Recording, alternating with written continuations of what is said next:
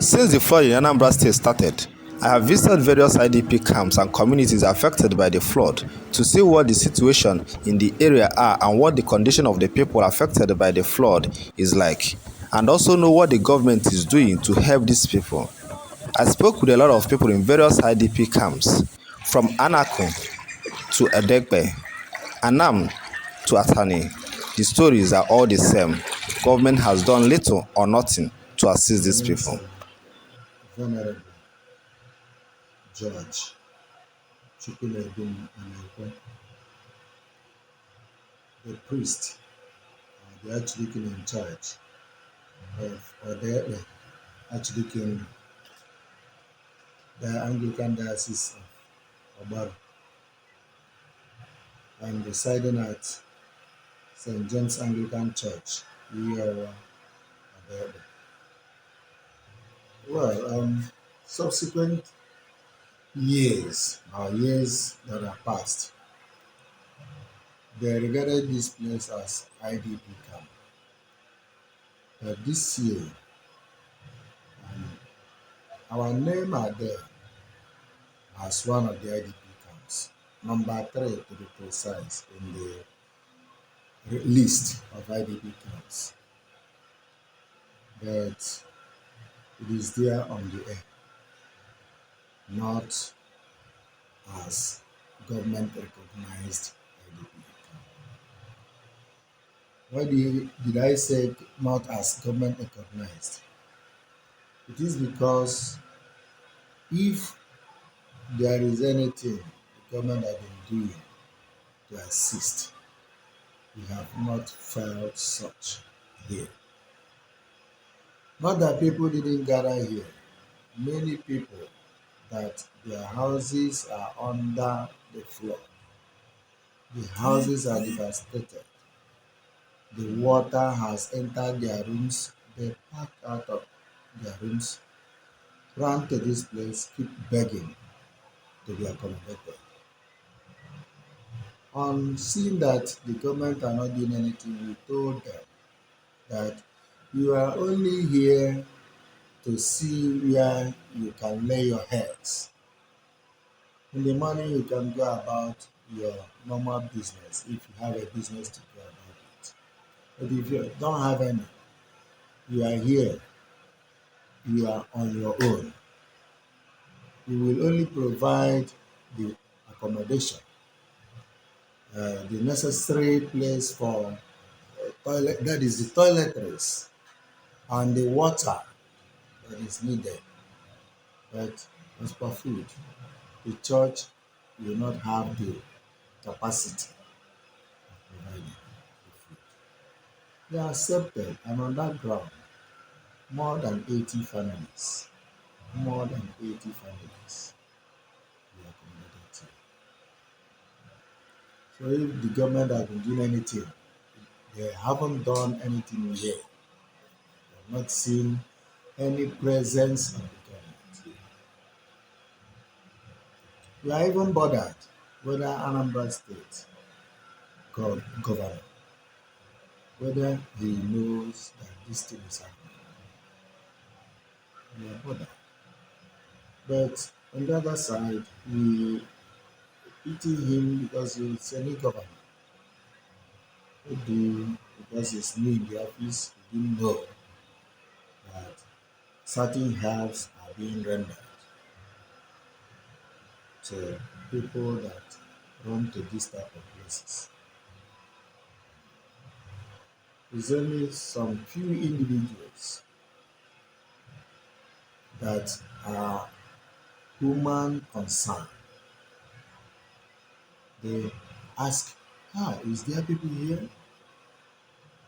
We tell them. They will come. Like the diocese and the Niger, Anglican communion. They came with some few foodstuffs. Then one man from here, linked by Honorable Arinze Awon. That's okay. Then there is this other honorable, Sonto Chukwudeze, in the House of Assembly. brought water. Those people that are here. On his own, assist him. But officially, the state government never did anything I official. told you, we didn't file the government presence. Reverend Dr. Marvelous Wajay. I'm one of the priests assigned to this place. This is St. James Anglican Church, DCC. Is an archdeaconry headquarters for Odekbe in Obaru Diocese. You did talk about lavish life. Well, it is surprising that since the flood commenced, we've never felt the presence of the government here, except for few individuals, or do I say, yes, few individual people from our neighboring diocese in the Niger, diocese of the Niger, then one philanthropist who came through Honorable Award. These are the only people we know that have come to see what is happening here. But for government who would think would have been at the forefront, we've not seen anything. So that's the situation of things. And by His grace, we have barely almost 80 people living in this place. And now what they do, apart from the little things we have seen, we tried our best. We provide where they are rest, at least laying their heads. And early in the morning, you see them, they jump out to see how they will survive. Since the government designated this place as one of the IDP, but nothing was done. Would they starve to death? No. So it's quite unfortunate that this is what we are seeing in a time like this. I want to never now manage, and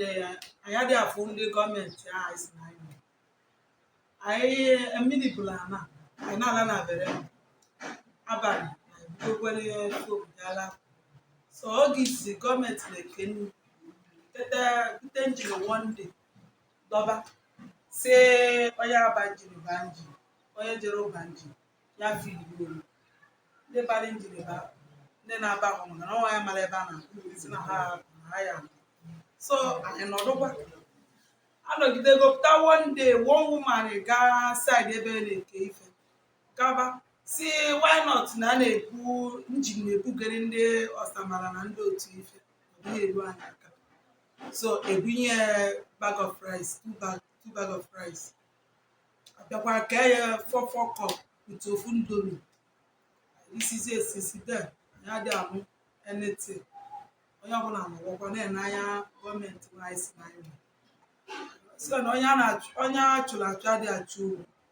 Ebe ọ bụ na ice ka nọ n'ebe ndọkwa siji. Anyị ya nọ wee na-enye gọọmenti anyị. Fa cheta ka ha nyere anyị aka. Obi Chineke metụtara aka. Fa nyere anyị aka.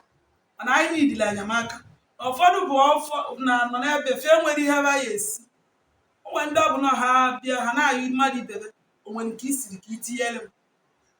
Onye metụtara n'obi onye esikwa nye nwantị gị. Si etu a ka anyị sị na onye ndị nọ n'ebe nkịta ọ bụ na ejuoba kedu ebe ha na-esi kedu isi tova Jizọs na fe nwere. Family. Si etu a ka anyị sị so na anyị nidi gọọmenti ịbịa nyere anyị aka. Ọ bụgoro anything ha nwere fe metụtara ibe n'obi ka anyị ndị nọ n'ebe aka ha nyere anyị. Mmiri ekwesịrị rice anyị ma akpụ anyị ma ji onwere anyị nwere maka na anyị bụ ya ka ndị ụlọ mụ na mgbe bụ ụgwọ enwetara ekete mgbe na mmiri n'aka ajọ na nwetara ka anyị nọ na anyị senta ka mmiri butere anyị njọ necha gotezi anyị nọdụ ebe enwetara anyị ihe anyị nwere ụgbọ amara ma anyị nwere anyị nwere nọọ bịa mmiri buchere mụ na nwaanyị wute na mụ arọ ka anyị chigotere o nwere ebe ọzọ anyị ji nata n'ụlọ n'obi aka anyị nọ ndị polisi gwadala anyị ndị anyị na-eri na-anya mma ọrụ niile nọ ogbu nle ka anyị na-ada ya mụ maka ọrụ anyị ma anyị na-ata ahụ ma abụ maka ile ori ụdị ma anyị na anyị na-ebe ahụ maka ile ori na-abụrụ ka anyị ji eme dị ka anyị ji aṅụ ọrụ ọnụ so uwe ọkala aka m na-eyi eri asị ga n'iji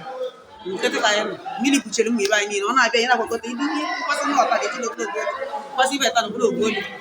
ihe dịkasị anyị mkpa bụ igbe oli rice ọgarị ya bịa na aka ka anyị maka mmadụ na-eli nri na maka akwa agwa ya bịa ibele ihe mmiri nwa mere anyị n'ụbọchị arụ na atụwara anyị ịlụcha ji nke m ịlụcha ede nke m nkịtị ka anyị nọ nyere anyị aka bụ ndị gọọmenti ma anyị nọkwa na nkịtị ọ nọ nkịtị ka anyị nọ ya anyị nwere bred ka anyị na-eke ekeche bred anyị amaghị mmiri nwee na-eli ọ bụrụ ozugbo na tii na nọ nkịtị ka anyị nọ na enyi Anambra ekele egbu ebe anyị nọ kịta bụ ahịa Melụm Health Center a anya ya bụ children ụmụ arọ na ndị okenye onye ọbụla anyị si ekele ndị Chukwu wee relocate ye ogote ebe mmiri achụla ndị ekele ndị Chukwu niile bụ otu main road everywhere ebe anyị niile mmiri bụsiri mmiri mebiri ihe ọbụla niile anyị nwere na ekele ndị Chukwu ụlọ niile ọrụ niile alụrụ mmiri bụsiri ebe niile so anyị dị lucky na anyị nyere anyị ebe a wetagotezie na Holy Spirit. Yes, ilekwa anya na ọ nwere ụmụ ibe a na-ebutegasịla anyị mana ịmago n'otu ọbụla ọ dị anyị na-enwe onye nwere a na-enweta mana nwebụrụ nke bịara from state gọọmenti direct only today ebutere anyị ugwu ebi na Indomie ndị a na-eke kịta ịmago onye mmiri buru ihe niile owe ndị a onye feed family mana mụ na-ekelekwa gọọmenti etu a si wee cheta atọ enwekwalụ individuals ndị na-enwetakwa okwu aka na so ndị mmadụ nọkwa ebe a na-ekele nọ na disi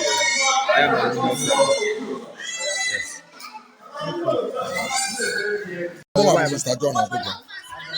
I'm going to have a kind of person from here can you more about and even in Ireland Lebanon almost every 15 plot rice quite all ever never 2 months now almost a minute of the damage so even for Lebanon the man be even on media where your government where locate ever so in down like even the mother with a man they put a lady now when them are probably in school the Abano really good so if I na yopo onye nwere n'aka onye nwere ibe oge menwe like o me like ndị anwa na ebe akịta bụ ebe akanya ma kam mana ebe elotechiri over o nwere some ndị eduje n'ime ana ewetara ebe 3 room of home enye baba bili balulu more than 50 nọ n'ime ana kịta ba si ebe a pụkịta ebe Aguleri otu Anam Aguleri ụnọ ebe a Umueri on the Nebana, Anambra East and West, and I am. I can't be to see. I know not any church of Kitana shade. Did you marry Gurani? Media can reach 212. Oh, because no, maybe studying him mad. Did your mother whip the Hajiham or Abraham? Oh, when you walk in or back and no more now, ọtụtụ nwụsịrị n'ime mmiri a over 70 people nwụrụ n'ime ofu nwaanyị bụ ihe dọkpụ nwa ya nwa 2 years wee gbagọta Chineke dọkpụtara ọ bụghị n'ike ụlọ ndị mmadụ mmiri mebisichara wedi enyemaka ha nyere ha ewetabeghị enyemaka ibi ndị gbajere na sekretariat abịara kpọrọ ha kpọje ha n'ụlọ ụfọdụ ka buje ha n'ite mmiri ụfọdụ nọ na local gọọmenti kịta ọsụsụ awọgụ na-esite nri ofu ugboro n'ụbọchị ọnya ka ndị mmadụ niile na-arahụ n'etiti na krọta ka ha na-atọgbọsi tenti na-arahụ onweghị ebe nwere efe mmadụ na-arahụ ndị mmadụ na-ata afụ ebe a gọọmenti gbata ọsọ enyemaka agụọ ya egbu ụmụ mmadụ ebe a ọ bụrụ na gọọmenti agbata ọsọ enyemaka ma otu a ga-esi wee mee ichu agbaọ so onye ka o ji wee mee na nke a o wee mebisi ihe ndị mmadụ na mmiri emebiri ihe ebe niile na ọgbarụ niile a wee ruo okwu ikpere wee ruo nchọkụ onwe ebe mmiri emebiri ihe onye nọ n'ọgbaru asị na mmiri emebi ihe ọ na-asị asị olesi onye pụrụ apụ ga-ebi n'ọgbaru mmiri mebisichara ihe ndị mmadụ kpamkpam kacha nje ọ chọrọ abụ ebe mmadụ nwere ike ịzọpụta ụkwụ n'ụgbọ ka eji aga ebe niile isi n'ụlọ gị pụta ịbanye n'ụgbọ eyipụta gị wee jee gote ihe ihe sisi iju siri gbaba sisi m bịara ọgbaru a ụdị iju agbara nke a bụ hayes afọ m bụ Endalin so elu na ime ending of last month anyị na-asị na mmiri ama ebu na iju ama ebu na iju ama ebu obere oge ọ dịzị aka everyday ị na-enye anya ọ karịa flood karịrị nke a dị ss ibu nke a karịrị 2012 ibu na anyị nọ na onwe ọzọ onye nọ na bie onye ọbụla nọ anyị nwere 4 camps na ọgbahụ local government. One dị na Ọdaekpe, another one dị na local government ọgbahụ local government Atani, then the other one dị na Ochuche Ward 406 ma ndị ọgba akwụba ma Ochuche amị ụmụ ọzọ ha ncha nọ n'Ochuche, then Ọsọmala ma Ogbu Obeagwe Ogbu Ikpele Obeagwe na Ọsọmala ha ncha nọ n'Ọsọmala. Ha na-ebute at times ha na-ebutekwa ihe o nwere foams ma nri ha na-ebute at times ọ mgbe mmiri karịzịrị once ka ha butere ebe a mmiri karịa afọ ọzọ ụzọ afọ owe ịghọta so ndị niile nọ ebe a nọ ya onye ọbụla na-akata for ha ihe ọha self ịghọta onye nwa mere ya na onye mmago na ife siri ike o nwere mgbe o luru mmadụ adabatazi anyị nwa nọ n'elu adalitụrụ uru na ịghọta so na onye nwa the mmiri dị too much this time even fence local government ọkwachisighị ya ihe oge adịghị ewutezi because onwe m na-esi esi abịa ewu mana a na-ewutebu n'ezi mgbe mmiri na-abịa abịa ị ga-eme gịnị ị ga-anọ enwere ike kịta ndị anọ naanị nwee ike ụfọdụ ya edebe oche nọgide a na-echi efu onye na-achọghị nọ wete ndị mmadụ ịbụ na ụfọdụ na-alahụ na ebe a ka ute kịta onye ọbụla kwụsịgo jee na-enenetụbi ya ma ibu dị ya dị ịghọtara ife o debere ode so mgbede kịta onye ọbụla ebe niile eju ma ndị na-alahụsị ebe a ịghọta ife dị mkpa gị nne because fom ebutaghị ezuọ mmadụ enweghị ebutaghị enough fom onwe onye ezu dịka famili o nwere famili ya dị 7 8 10 enye ha ofu ka enwe ike nyekwa ndị ọzọ ịghọtara ịma ebute ife ebe a bịa kee ya 4 into 4 ma ndị Ọdaekpe then ndị nnukwu gọọmenti ya ndị Ochuche then ndị Ọsọmala eke ya eke ụzọ ịnọ then ọ na-eketezi ihe a mere dị enough ịghọtara so na ife dị anyị mkpa fom a dị anyị mkpa blanket a na nnikwa a na-erikwa nri ọ dị anyị mkpa ọnọdụ anyị nọ n'ala kịta n'obodo anyị ọ mmadụ mere ọ Chineke mere o nwere mmadụ nọkọtara jejesi n'iju afọ ọ mere iju mere ife anyị ji weta na-ada eyi ụtụtụ ịbụ ndị na-erife anyị adịghị okwu na-eri o nwere ife ọ na-eri ndị ụjọ ọ na-eji bịa na abụọ ndị anyị ji bịa na abụọ adị n'ife mmeri a nwere ife anyị na-arịọ gọọmenti ka gọọmenti nyere anyị gọọmenti nyere anyị ihe nwa ji wee nwa gbakara ya ọsọ enyemaka ka anyị fụkwa ife anyị tinyere n'ọrụ ebe anyị nọ ihe a na-abụ na ime ọgbalụ gọọmenti na sekuriti so anyị bịara ebe a na mmiri gburu ụmụ anyị ebe anyị bi then anyị gbata n'ebe a na ebe a gadara anyị safe ka anyị nọdụ ebe a wee zọtagode ndụ anyị but mgbọsị mụ na my family si na n'ụlọ wee packet to this place that very day the particular room ebe anyị nọ ka mmiri batara that night then anyị nwa gbagorozie n'elu ndị egwu anyị ụzọ bịa etekigo chances na corridor ka anyị na-alalụ then at a time other people bịa join anyị na corridor ebe ahụ so that very day anyị bịara ha siri nri rice bute etinye mana ihe a na-enye abụrụ na ọka enye ka i wee rijuo afọ ma ọ how little ọ dị narụwere ihe ya na ọ bụ na ị zọtara ndụ gị then at a time already next day ya ha mee garị etinye then the third day onwere ozi ihe afọ the fourth day abịa sị na a ga-ebute ụgbọ na mmiri akarịgo n'ime IDP camp ebe ọ ga-etake people out. Then ndị mmadụ na-eche anya stress a ga-ejigosi ebe a na orugo n'ime mmiri wee ruo na across the road ebe dị ụgbọ dị because na current dị too much afọ na ọka bụkwa stress ka ọ bụ mekpọba ụmụazị ma buru be one or two things ejiri bịa anyị sị oke ka anyị nọdụgodo ebe ọ bụ na ebe anyị nọ na anyị kafuru ebe anyị na-edebegodo isi so ebe ahụ anyị nọ na paseji anyị na-alalụ mmiri zoo n'ime abalị briz abata n'ebe ahụ chụọ anyị ebe ahụ anyị ga-agazi ọ bụrụ na step anyị ga-anọrọ anyị na steepụ ebe ahụ utu ụmụ obere ụmụazị anyị ga-anọgide anyị na steepụ ahụ ọntị mmiri ahụ egochi kwụsị o teke 3 hours anyị ga n'ebe ahụ teke 2 hours anyị ga n'ebe ahụ then ọ bụrụ na ozosi ya kwụsị anyị adakwa zacha ebe ahụ onye ọbụla edina obere ozochi efu then since that very day ọ bụ na ha bịara si na ọkụ take people out emechezie ọ bụrụ na ọ nwere ndị na mmadụ nche apụrụ ndị sobe pụrụ pụọ ndị na-apụrụ wee nọrọzi asị for that na mmadụ na-ebutezi ihe n'ụzọ emechigo ibute ihe oriri n'ebe so ndị ha kpọrọ pụọ gawa saịdị ide mmiri I won't talk about them because amara m ka a sị nọrọ die ma ndị nọ n'ebe a si ihe butere bụ 1 bag of rice and the indomie so indomie ahụ like mma a wife with 4 children 1 packet of indomie only one either 70 kg or something like that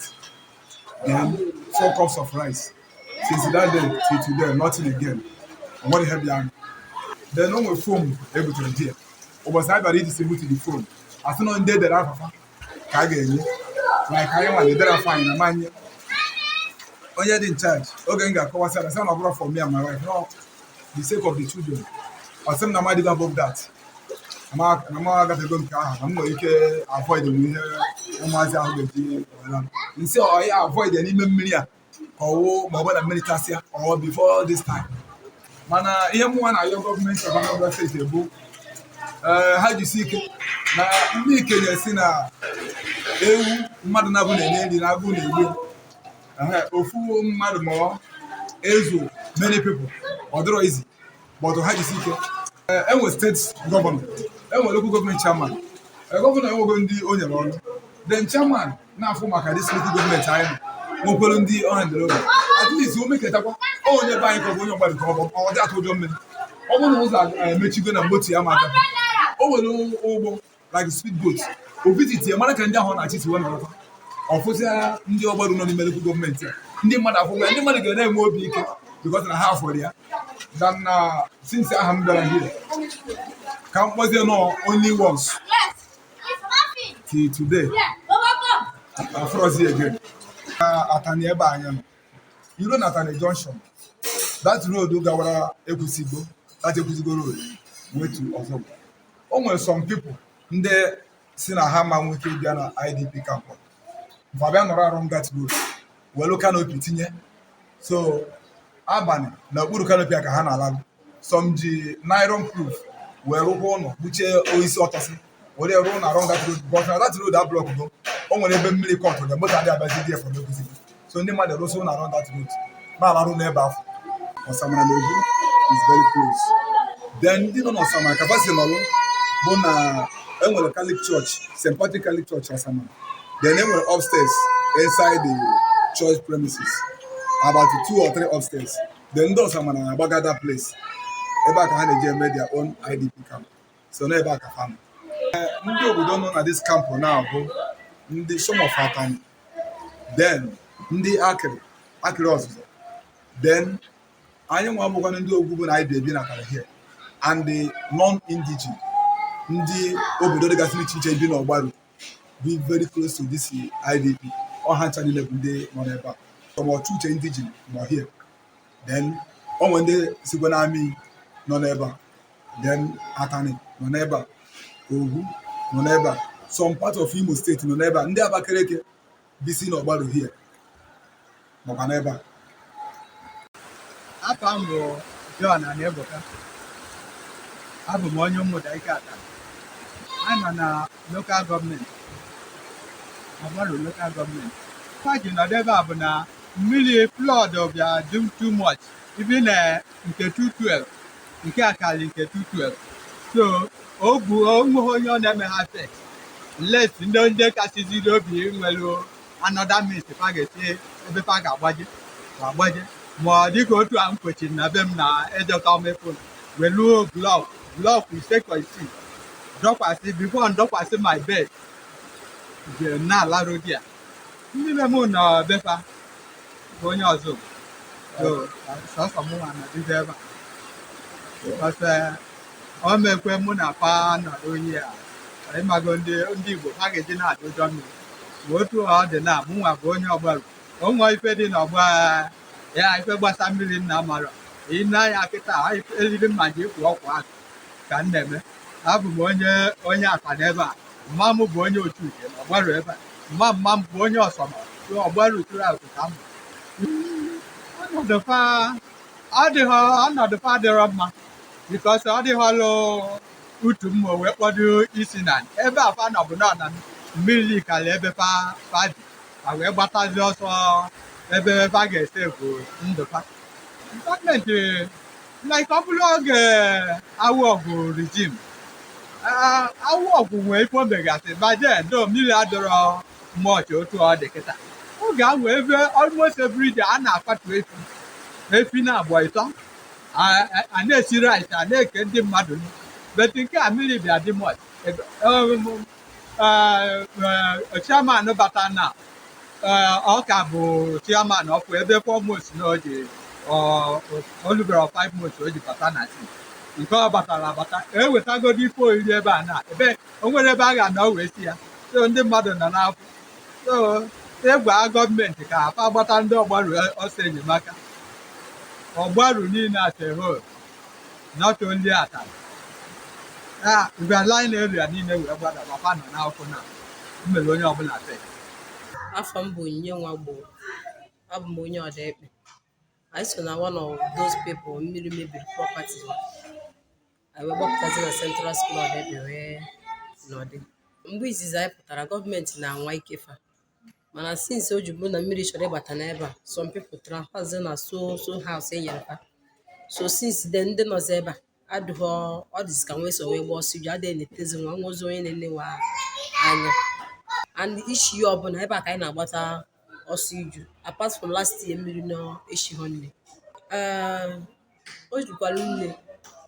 both father and mother dị 136 then children dị 108 something anyị na-eyuzu hall nke a na-eyuzu nke dị n'azụ na-eyuzukwa nke dị na OPU hall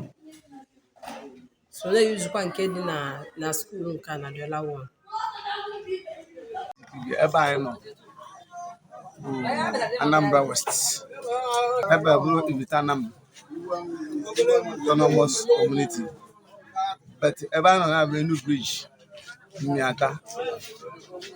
ime Ibita Anambra Autonomous Community Anambra West ebe anyị gbapụtara ọsọ ka iji agbara nnụ anyị nọ ebe a ndị anyị bịara ka ndị mmadụ ndị gbara anyị ajụjụ gbasara ajụjụ anọ sị na ha ga-abịa once na PG obodo abịago butere anyị indomis and klini na gọọmenti ebe anyị nọ ha ka ya abịa ha abụghị ndị nọ na settlementi Universal Referendum Mmiata Anam have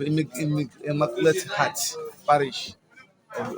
Sisters na Mmiata Anam. Ndị president n'ebe ahụ agbagolo ọsọ ebe ahụ ha ji over nye some certain things ndị enye wetara nye ebe with Indomie and spaghetti na so many of them na gọọmenti si ka ha ji apụtasị ebe na ha ka ya abịaghachi azụ ha na PG na individuals abịakwa likewise na-anụrụ ndị mmadụ ọsọ n'ime ọbịa ndị na-agwụsị ha ka ha mgbalị ha nwere ike imelere ka ndị nwere ike wee gbadata ebe anyị nọ ọ bụrụ na Naijiria bụ Naijiria nwe anyị nwa nwere Naijiria ebe Chineke tinyere anyị n'ime mmiri anyị si na anyị dịgbo oke anyị nwụrụ anwụ Chineke ka ọ dị n'aka anyị dị ndụ Chineke ọ dị n'aka ma Chineke ga-ajụ gọọmenti obodo a n'elu akụnụba obodo a asa maka anyị adalazi na be anyị oge na-abịakwa bụ o si wee dị bifọ mbidokwa akwụ m na anyị nwakwu ndị Naijiria bụrụ ndị Igbo na-enye gị ofu enyenye nwanne gị nwere ike ya tara ijele ha iwere tu ọ bụrụ ha dị afọ anyị na-ezi poteto ha kọtara mgbe ha mebisi Anambra West food basket of Nigeria ma ama quite alright mana ha na-emebisi n'ime mmiri anwekwụzi anyị ebe anyị kpọrọ n'ochikela ihe nye anyị mmiri anyị ata gọọmenti ihe nyere anyị nwa nwere mana o kwesịrị as a citizen before history of Nigeria na be anyị our 450 fathers akpara anyị ta this type of flood national flood na bịara ga-emesi anyị ike we don't know no Chineke ma so nwere ibe keke aka the tangible thing na asị individual because na be gị mebiri were ga wee maintain the world because na ihe kọrọ n'ugbo ikwu eso maka mebiri were ha wee maintain ezinụlọ ọ bụ na enweta ya after we are just hoping ọ bụla okwukwe night ebe 11 o'clock the boys ndị nwere ebe ha ga-esi na ije egbu anụ egbu azụ n'ịkpata East Congo meat that will not maintain ịkpata ebe 11 o'clock ọ ga-eme market in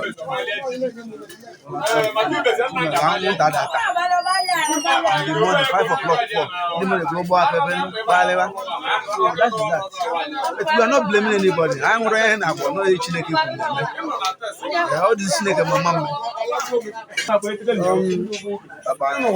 briji anọ briji nnata na mụ ime Anambra West ebe anyị nọ bịa mmiri nke gbara na mmadụ abụghị ruru iji anyị mana mara ma mmiri gbara maọbụ na etu mere ka ọ bụ ọ ma na egwu na-atụ mmiri ọka na-enye ndị mmadụ nsogbu anyị na nwaanyị bụ ndị nọ nne anyị bụ ndị na-akpa akpa aga agụ na ahụ maanyị bụ ndị na-ata nri a na-alụ ndị mana mmiri emebisiri oji anyị amụrụgo enwere nri na-ebe anyị bụ ụmụaka ma gbagote na briji nnata anyị nchewa nọ n'ebe ahụ nke nwaanyị na-anọ ahụ o nwere ibe bụ ibe gọọmenti nwetara anyị n'ebe bụ mkpụrụ ibe anyị na-emekọta bụ n'ebe bụ owe na isie bụ ndị be anyị ndị Anambra ma na ndị Anambra West nwere ndị na-emekọta na-eme ebele ndị ụmụaka ndị nọ n'ebe ma duru ndị na-aya agwụrụ n'ebe enwetara anyị iwe enwetaghị iwe nwe anyị ka nye ụkọ bụ ụkọ ma anyị na-ele ọdịcha n'ụdị ahụ maka iwe anyị nche anyị na-emiri sikọ na mmiri ma ji ma akpụ ma ede ibe na ọbụla anyị nwere ma ndukwu nwanche anyị na-anasịkọ n'iyi mana ọ ka anyị sị na gọọmenti wetara gbatara ọsọ enyemaka nwere anyị ka n'ebe n'ụdị anyị nọ ụlọ mmadụ emerisigo enu osi ka anyị nọ ebe enwepụ briji nwe abịara mere anyị kata ma anyị nwụsịkwa kpa ma anyị ncha anyị maka na onye nwere ụgbọ aga ere nwere ụgbọ na-agarụ na bụrụ mmanya ọbụla nwere ụgbọ mmadụ na-amatasi ịbịa bịa ilie ibịa ka ije ile onye nwere ụgbọ gị kpụrụ mkpu ị nọ na mkpu adachụwa gị ịzụgharị ewọrụ mmadụ na-azọ gị wọrụ bụ ka mmadụ wale nwụ onye ọbụla ndị oyibo ndị mere anyị ọbụna ọnwego briji n'ebe ebe o mere ọma bụ ndị mere onye ga-agbagotezi ebe n'ọzọrụ ka nya zọrọ ndị niile ọbụla nọ na Anambra West nke m ata ma ndị ọzọ niile esesesigo ibe anyị na-emebisigo ihe nọ na briji na-enwere mgbe kọbụ nwere ma iro mana asị na gọọmenti chetara anyị onwerekwa ibe anyị kere ka abụ na gọọmenti wetara ebe na onye eme ebele anyị bụ nwa anyị mụtara onye nwe esi n'ebe dị mma ọgbalịbịa obi anyị wakpara azụ anyị ka onye ụkọ bụ ụkọ o nwere ndị na-ara ekete o nwere ndị na-ebutekwu n'ebe ụmụaka ọbụna agba ekwere ụgbabụ ya bụ ihe so ibe na-enye nsogbu nne oge ọ bụ ọzọ akwa anyị ọtọ ka anyị na-ebuzi ibido na mmụbụ onye na-egwu owu na bụ akwa nke yi bụ akwa nwere akwa m ihe ọbụla mebigo anyị mmiri ka ọ dị na ibe m mmiri emi so mara nwere iwe ọ bụ anyị na-achọzi na ọbụla gọọmenti lụta anyị ma na anyị bụ ndị Anambra West n'ime nna ata na nwere ndị anyị bụ gbatara anyị ọsọ enyemaka ka anyị bịawa ka anyị gbawụ anyị ozugbo